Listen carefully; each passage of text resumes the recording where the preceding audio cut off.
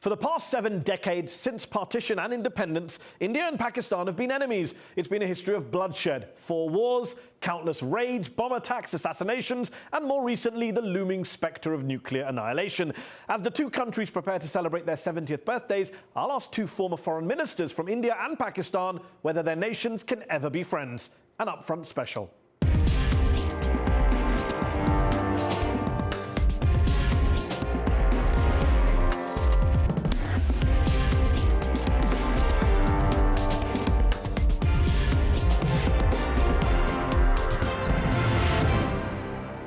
Hina Rabbani Kaur and Shashi Tharoor, thanks for joining me on this upfront special, marking 70 years since the independence of India and Pakistan.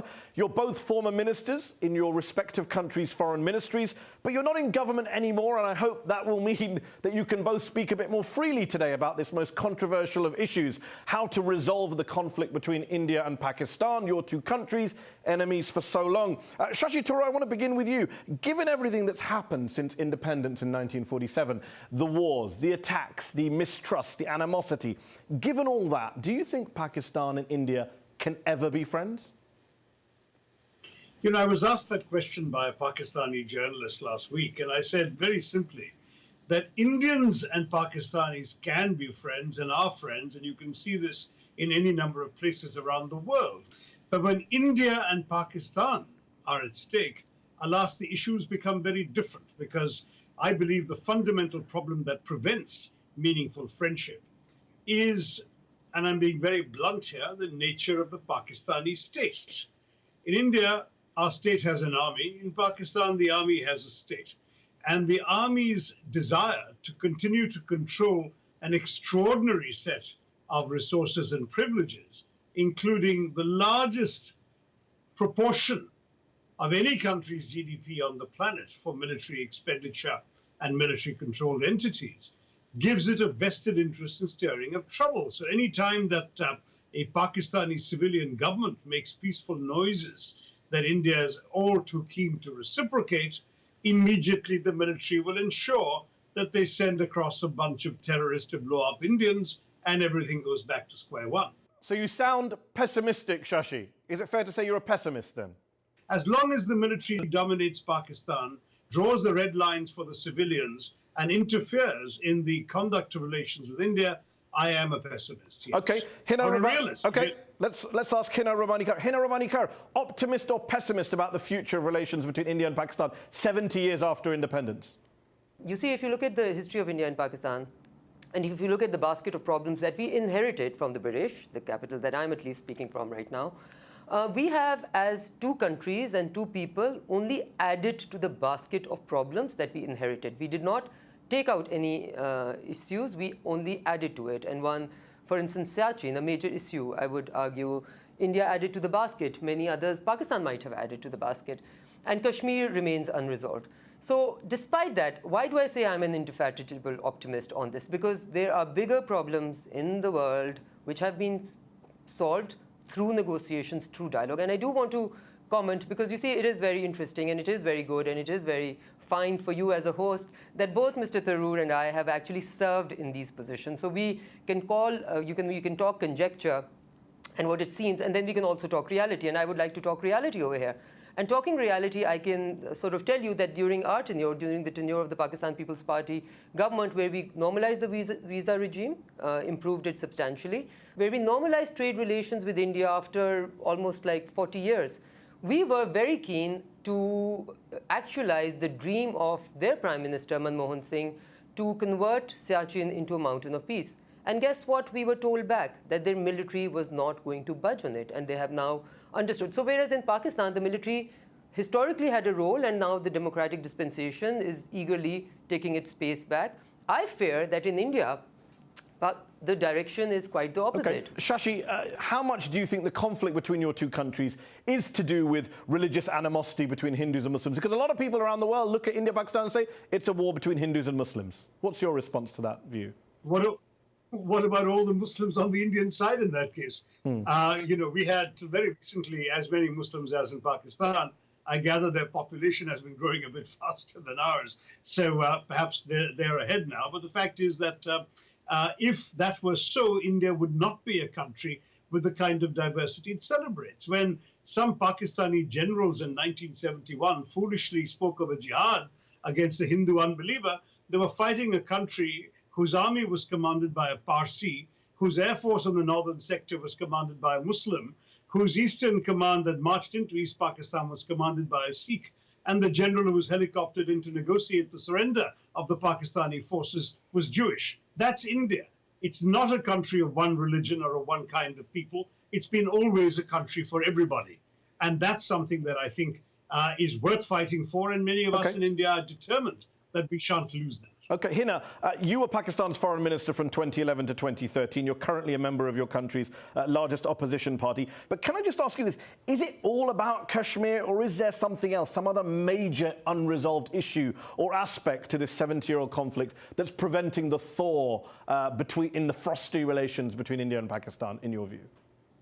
No, I think Kashmir is clearly the elephant in the room. I mean, there's no denying the fact that Kashmir has continued to be the reason why these two countries has always had an adversarial view of each other. And you have seen that in the last few years, actually the last 2 years, the last few months, whatever has happened in Kashmir is not something of Pakistan's making or doing. And it is the Indian state's, lack of any humanity in dealing with those set of people. So I completely disagree with this pluralism that Mr. Tharoor is talking about, which is, as I said, that pluralism is now nowhere to be seen. And if you look at the treatment of Kashmiris, now can Mr. Tharoor seriously sit here and tell me that him being a Hindu and a member of parliament will be pelleted by the Indian army?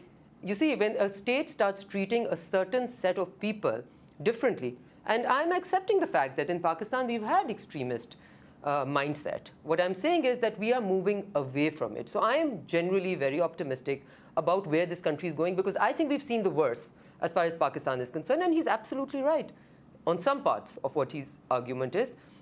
The military has no business ruling the state of Pakistan, and the military in Pakistan was ruling the state of Pakistan for almost half our previous history. But in the last 3 terms, the third term or the second term ending soon, the democratic dispensation has taken its space back. And as a former foreign You're not minister, I can seriously tell you saying the that military on doesn't India, we still were very control gung-ho. Kashmir policy, doesn't still control various armed groups who are carrying out violence on both sides of the border? Surely you're not saying that.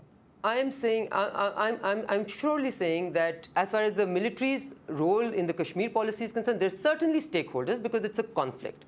But can the civilian government take the process forward? I, frankly speaking, either I judge the civilian government for not taking that forward, because we had actually put the India file at a very good place. We had normalized trading relations to quite an extent. All they had to do was push it forward and not come back. Shashi, Hina referred to the Kashmir issue as the elephant in the room. A lot of people on the Indian side say that Pakistan is obsessed with Kashmir. It's the only issue that matters to them. One could argue the opposite is true for India, that it's refused to acknowledge how serious the issue is, how dire the situation on the ground is, how many human rights abuses have been carried out by Indian security forces on the Indian administered side of Kashmir. Just putting aside the arguments over sovereignty and borders for a moment, do you accept at least that this is an issue independent of Pakistan? Pakistan may have a role to play in the violence there, and I'm sure you'll say that, but you would admit that India itself has caused a lot of problems for people living on the ground on the Indian administered side of Kashmir. There are certainly a lot of problems. Maybe before I answer your question, let me briefly respond to something specifically Ms. Kaur said when she said, as a Hindu, would the Indian army pellet me? Frankly, I'm not a fan of pellet guns, but it's unfortunate that it was only those who threw stones at the Indian army who got fired at with pellets in return. So the fact is, if I wasn't throwing stones at an army checkpost, I don't think they'd have fired on me.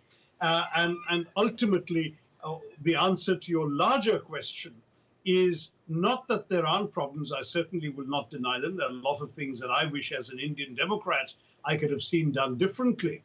But there is absolutely no doubt that those problems only exist because of the violence fomented, encouraged, financed, and equipped from the Pakistani side of the line of control.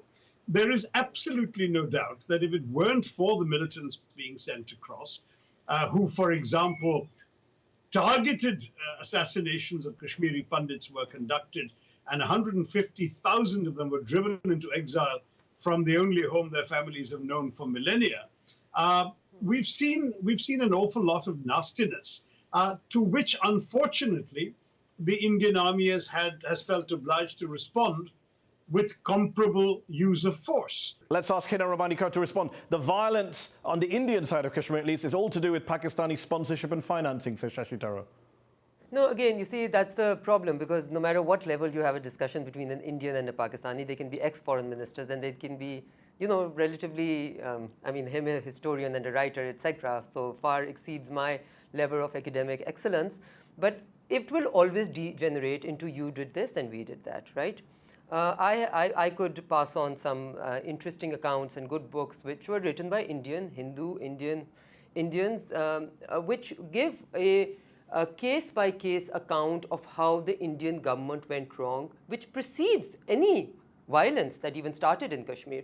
So, and the current violence has nothing to do with Pakistan, and I think on that there's broad agreement everywhere, even within Indian quarters. We seem to have lost more lives. We have currently in Pakistani custody a person called Mr. Yadav, who is, by his own acknowledgement, a raw agent instigating violence in Balochistan against Pakistan. So whose country's pluralism and lack of activity within each other's borders are we talking about? Now, we've done this to each other long enough, right? And we have, so we can win arguments and we can win debates and we can even perhaps win wars from each other, right? Let me put this but to you before I go back to at the end of Shashi. the day? Surely you're not saying that the Pakistani government and military hasn't armed, financed, sponsored some of the most violent groups that the world has seen in recent decades. Most of the international community agree it has. Plenty of Pakistani academics, journalists and politicians agree it has. The US government thinks it has. So, you know, will you say that today? You know what? Pakistan's policy in Kashmir has been a mistake. You yourself admit a lot of Pakistanis have died as a result of support for those groups. Absolutely, and let me tell you very clearly. I think it has to do with the US policy. It has to do with the European policy. It has to do with the UK policy of trying to get rid of the Russians from Afghanistan, which polluted Pakistani soil with these mujahideens, which then sort of became something else and became Frankensteins, which the Pakistani state itself could not handle, and the Pakistani state then tried to control them in various ways. I'm not talking about the past here. I'm talking about the present and the future. And I know, as somebody who's worked in the Pakistani state, that the Pakistani state is using its full potential to try and rid the territory of Pakistan from these enemies of the state, so to speak. And I also know that we truly believe, and in this I would include the establishment, I think with quite a lot of confidence, that instigating violence against another country may have been considered to be wise policy in the past during the reign of generals and military people, but not now. Okay. I can tell you this change has occurred in Pakistan. This change will, however, manifest itself a bit later. Just sticking with Kashmir, Shashi Tharoor, let me just read to you what Amnesty International said in its 2017 country report in India. More than 80 people, mostly protesters, were killed in clashes, hundreds blinded by security forces' use of pellet-firing shotguns. Security forces used arbitrary or excessive force against demonstrators. The state government imposed a curfew for over 2 months. Newspapers were shut down for 3 days. Hundreds of people, including children, were put in administrative detention. Pakistan didn't make India do any of that, did it? No, I'm afraid that these are the kinds of things precisely where many of us part company with our government in its judgment as to what exactly is necessary to do. The fact is, of course, we're not on the ground. We're not the ones facing the stones and sometimes the bombs of people who we then feel obliged to take action against, which is what's happening with the security forces. You know, it's important that when Ms. Carr speaks about some of the setbacks to our recent relationship, I think it's important to understand that every single time the gestures have come from the Indian side. To suggest that peace is dawning or that the military is backing off is a bit difficult to sustain when we've actually seen, as recently as last year, interruptions by the military or sponsored by the military whenever the civilian sides appear to be talking or understanding each other. This is the frustration in India. Many of us feel a lot of sympathy for those Pakistani victims of terrorism, but they're not victims of problems we have created. We haven't sent terrorists to Pakistan to kill Pakistani civilians. These are chickens coming home to roost. terrorist groups fomented in Pakistan by the ISI and the Pakistani military for their Shashi, own just on that purposes, point, who are now killing Pakistanis. Shashi, just on that point, I must pick you up Mr. on that. Tharoor, we have a Hina, raw agent sitting in Pakistani prisons right now. Yeah. Are Please you- go Well, if ahead. he is, Yes. you know, it'd be helpful if you give people access to know who he really is. But Shashi, it's We not have just. absolutely no But Shashi, reason just to on that point, Shashi, just on that point, Chuck Hagel, former U.S. Defense Secretary, said India has over the years financed problems for Pakistan as well in places like Balochistan.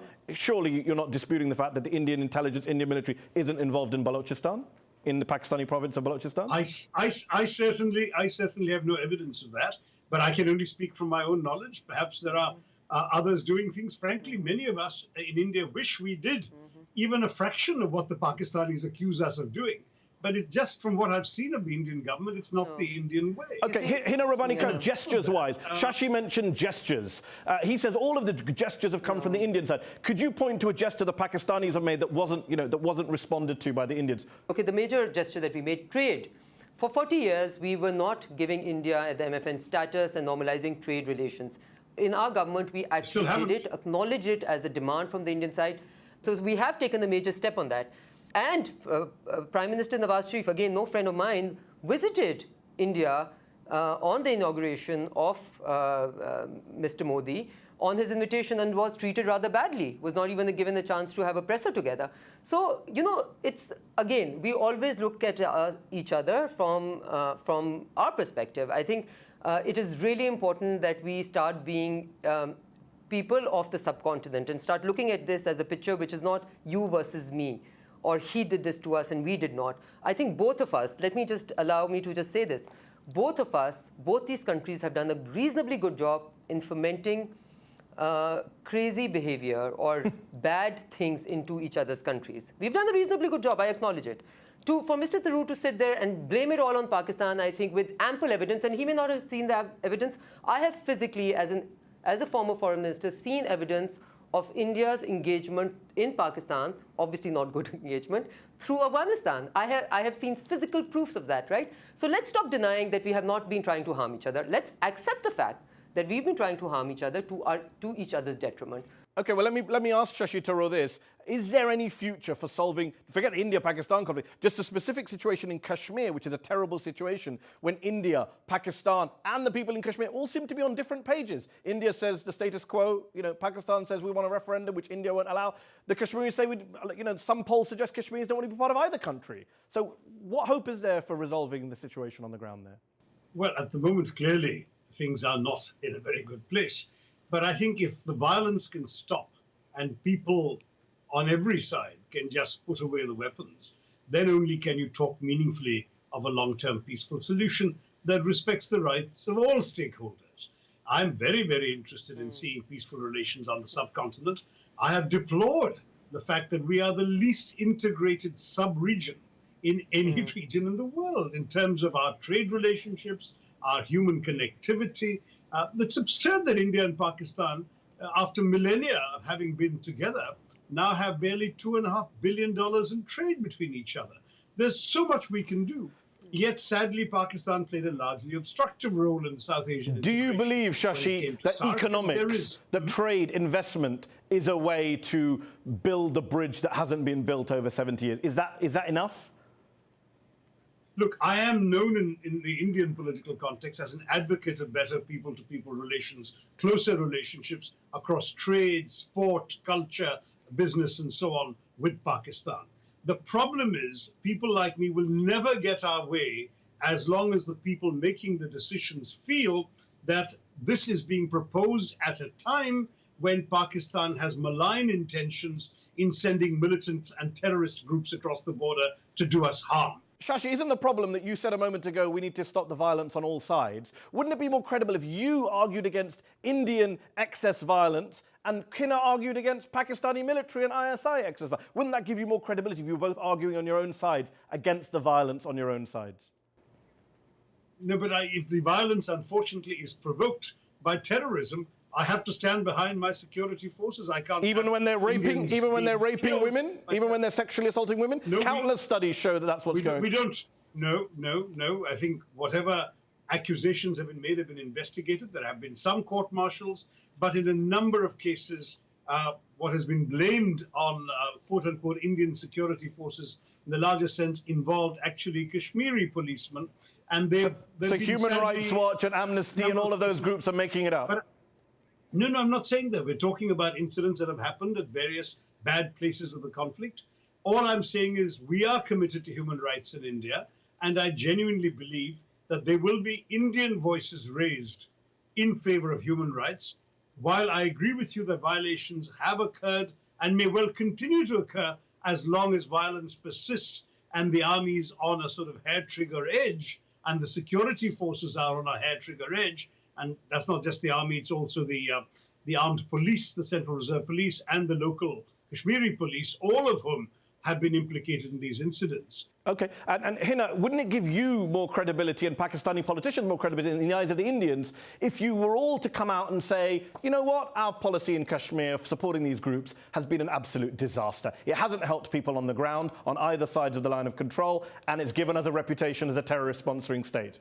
Mehdi, I'm very glad that you brought this point, because this is the theme of what I'm about to, what I've been trying to say, that in Pakistan that has already happened. What you're saying is, if you're saying that will give me more credibility, well, that is something I've already said. That's the stated policy, that's the functional policy. That is something which has already been talked about behind closed doors and deciphered upon, and the current policy does not reflect the poor previous policies of the dictators. And if India continues on the trajectory that it is on today, with the human rights abuses of no proportion, of unlimited proportion in Kashmir, and just a general, Muslim killing of Muslims on eating meat type of episodes which have been occurring over there, then tomorrow, okay, 2 years from today or 3 years from today, Mr. Tharoor may have much less to say and I have much more to say. We're running out of time. So I'm looking at the trajectories of the two countries going different ways. So we are running out of time. Let me put that point to Shashi Tharoor. A lot of Pakistanis look at what's happening in India today under Prime Minister Modi, a Prime Minister you oppose, is not in your party, but the beef lynchings, the attacks on Christian minorities, and they say this is precisely why partition had to happen. This is why we needed a separate state. Yeah. On the contrary, many Indian liberals say that the only reason forces like this have been able to rise in India is because of partition and the way Pakistan has behaved. That is justified, as it were, their conduct. No, I want to say, as an opposition member of parliament, obviously I've spoken up against the very things you're mentioning. We have raised our voices and continue to do so against the absurd behavior of these Gaurakshaks who have participated in atrocities against Muslims and Dalits. We have spoken up very strongly in favor of the pluralistic India that I believe is still the majority India, the way in which Indians live and have always lived. Yes, we are a status quoist power. We have no particular desire to see any particular change in the subcontinent anymore. We are devoted to the well-being, prosperity, growth, and security of our own people. Shashi, one last question to you before we finish. On that note, if Mahatma Gandhi, if Jawaharlal Nehru, the first Prime Minister of India, if they were around today to look at the current Indian political scene, the communal violence, the intolerance, the question marks over their secular legacy, what do you think they'd make of the current Indian political scene? I think they'd feel exactly the way that Jinnah would feel if he were alive in Pakistan today. I think there are things that they would be dismayed by, and I think it's important that we understand that we have this extraordinary legacy of these great liberal-minded, pluralist and secular-minded people whom we are heir to, and we must fight to preserve the India that Mahatma Gandhi and Nehru fought to free. Well, you stole my last question to Hina Rabbani Kar. Hina, Muhammad Ali Jinnah, founder of Pakistan, secular Democrat. If he were alive today, what would he make of Pakistan? A lot of people say yours is a country on the verge of becoming a failed state. What would he make of Pakistan today? I can say, yes, Muhammad Ali Jinnah would not be happy with the state of affairs in Pakistan right now. But hopefully, I'm continuing to say that in Pakistan, I think we've seen the worst and we have made some positive steps and we're moving forward. And I'm amazed through the length of this interview that a person of the acumen of Mr. Tharoor would find that beef lynching, human rights abuses, pellet guns, rape by Indian military of Kashmiri women, etc. is all because of Pakistan. So if there were no Pakistan, India would be a very happy place, almost like the Swiss Alps or Switzerland, living happily ever after. And it seems like everything wrong within the Indian state and the Indian people has been triggered by Pakistan. Then Pakistan must be a very important and a very, very powerful country, and far more powerful than the Pakistan that I know. So it's really amazing how we tend to sort of, distance ourselves from the problems which are self-created and throw it on to the other, just across the border. Convenient. We'll have to leave it there. Thank you both for joining me on this Upfront special. That's our show. Upfront will be back in September.